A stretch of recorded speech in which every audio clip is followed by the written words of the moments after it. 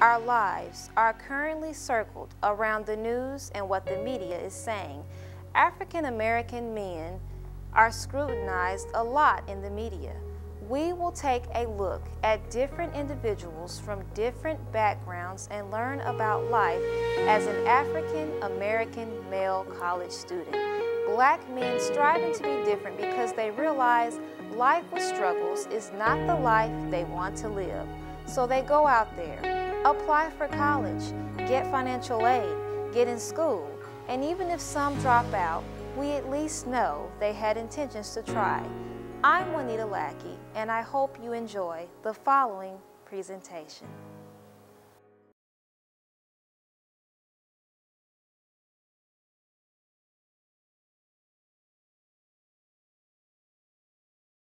Okay, so we all know that if it wasn't for Dr. Martin Luther King, who had a dream, or people like James Meredith, who felt it was their right to attend Ole Miss regardless of his race, then where would we be today?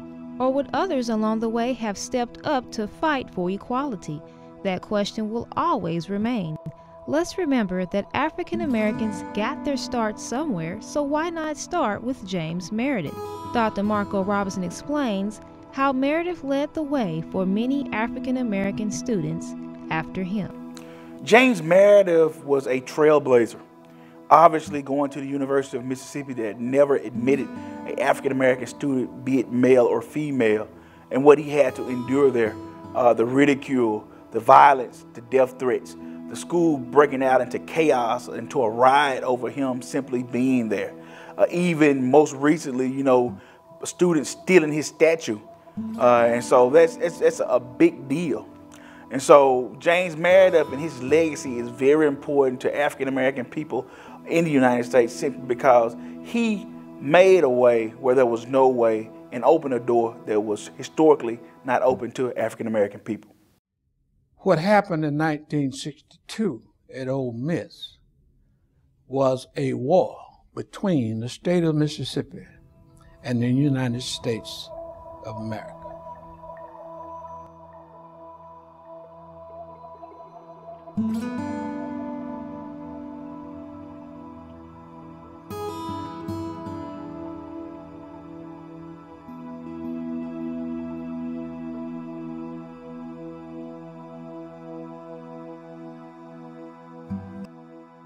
During the United States Civil Rights Movement in the United States of America, there were many places in which it was clear that the majority of inhabitants did not want to see a change for equality between whites and blacks. Ole Miss College in the state of Mississippi was one of those places. The state leaders were not ready for and did not want to see desegregation in the school system.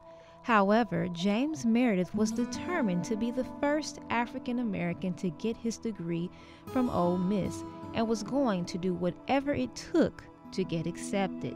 He had one goal in mind and was not going to be told he could not attend a school that he deserved to take classes at.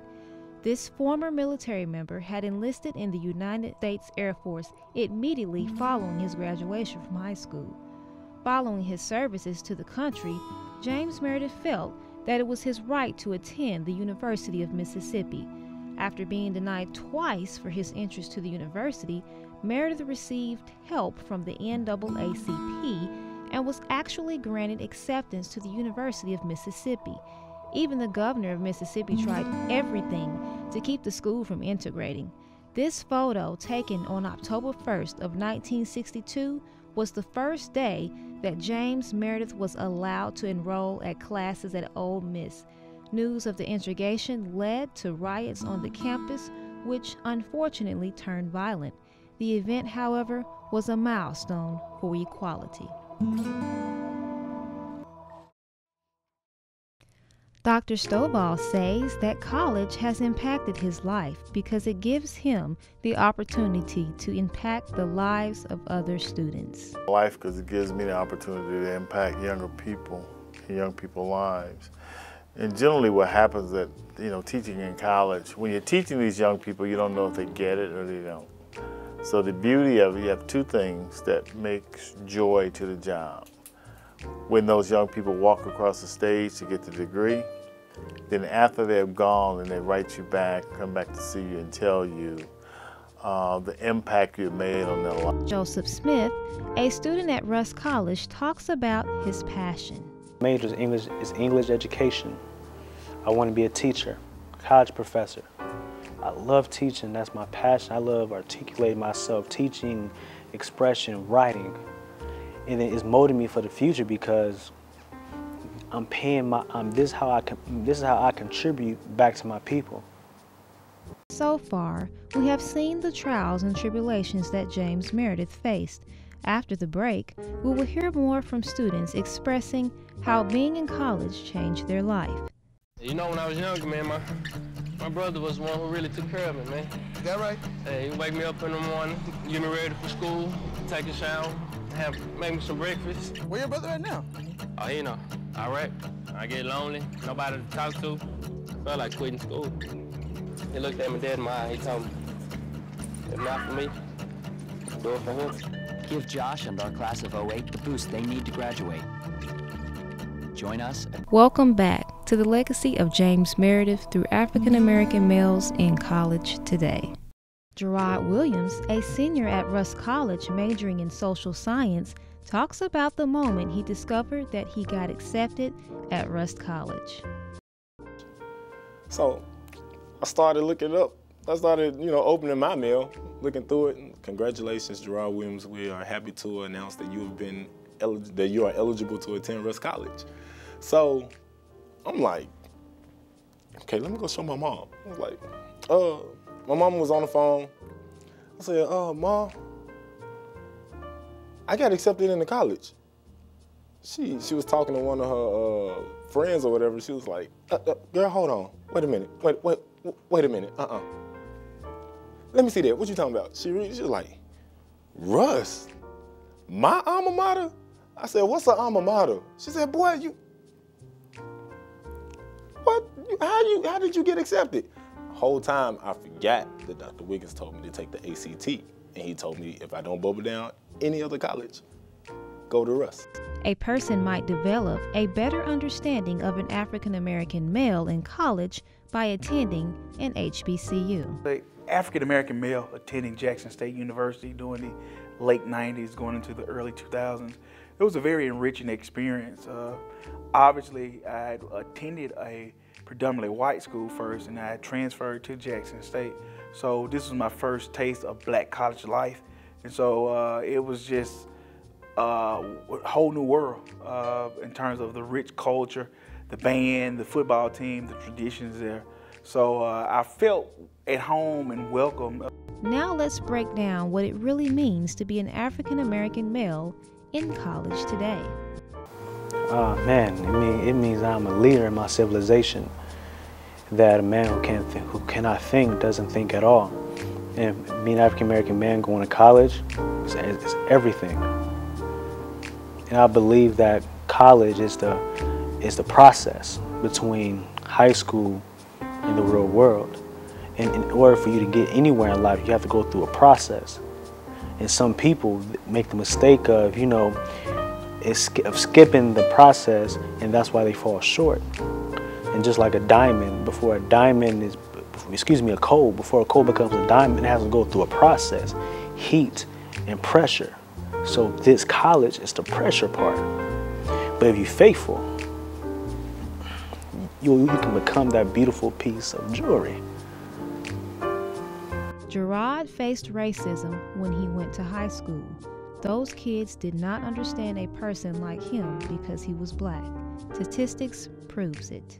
The reason as to why I decided to attend college was because of my mentor, Dr. Quentin L. Wiggins.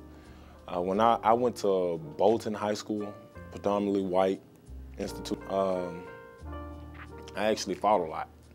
Yeah, I think that if you look, and I think the statistics will show that out, will bear it out, is that African American students in general will do better, because if you start looking at the stats, you'll find that although today less than 40% of all African American students attend a historically black college, less than 20% attend a historically black college, but we produce more than 40% of all college graduates. James Meredith still motivates students in today's society. Equality has come a long way. However, there is still more change to come, especially for African American males. Man, James Meredith, he paved the way. And you gotta understand that Ole Miss is a predominantly white school. And by whites being, Caucasians being a favored people in a society that we built, that you see, the thing, it's amazing because I even learned this today in AP. The Lord, he laid it in my spirit that sometimes in order for him to bless you, he never blesses people when they're comfortable. You have to be, when he blesses you, you are in an uncomfortable disposition. And James Meredith had to face that. Just like the Arkansas 9. You have to be comfortable for me to, uncomfortable for me to reach you. And he paved the way. So by me being a black man and going to college, there's no such thing as limitations whatsoever. Because if he can do it at a school where it's favored by Caucasians, by me going to a predominantly black school, the sky's the limit. Most black males have intentions to attend college for progress, but sometimes these young men lose sight until reality hits. I do the racist remarks, comments, things of that nature, and I used to always get sent home. Dr. Wiggins, he came to me one day and he saw me actually walking to the disciplinary office, and he said, "No, man, it's just another black brother going home, getting sent home." I said, "Man, what do you know, man? They said this, they said that, they did this and they did that." I reacted. He was like, "But there's a way to react to everything. There's a way to do and say everything." And he really showed me the ropes, took me under his wing. Professors of both genders were once students in college like African American males in college today. Obviously, my experience with college, we were a whole lot more serious, it seems. Everybody's kind of floating. I mean, just here just because you can be here.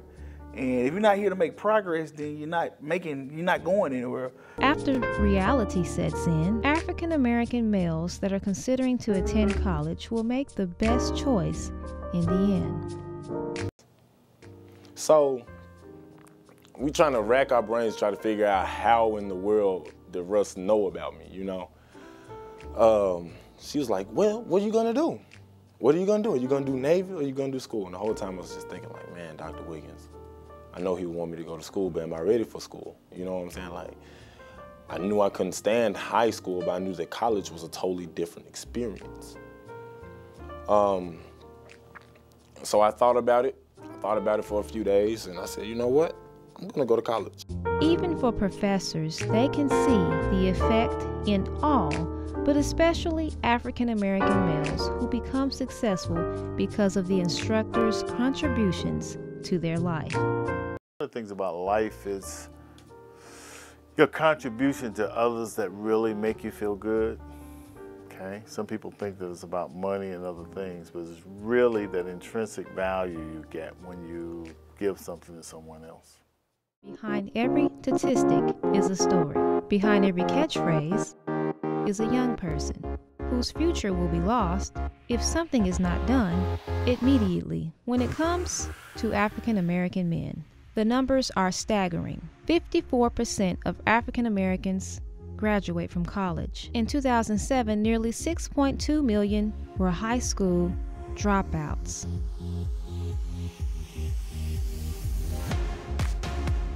Luckily, the ugly truth can change.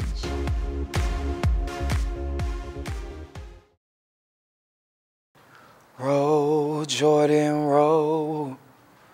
Roll, Jordan, roll. My soul resides in heaven, Lord, on the year when Jordan roll. Roll, Jordan, roll. Roll, Jordan, roll. My soul resides in heaven, Lord, on the year when Jordan rose. Roll, Jordan, roll. Roll, Jordan, roll. My soul resides in heaven, Lord, on the year when Jordan roll. Roll, Jordan, roll. Roll, Jordan, roll. Roll, Jordan, roll. My soul resides in heaven, Lord, on the year when Jordan roll.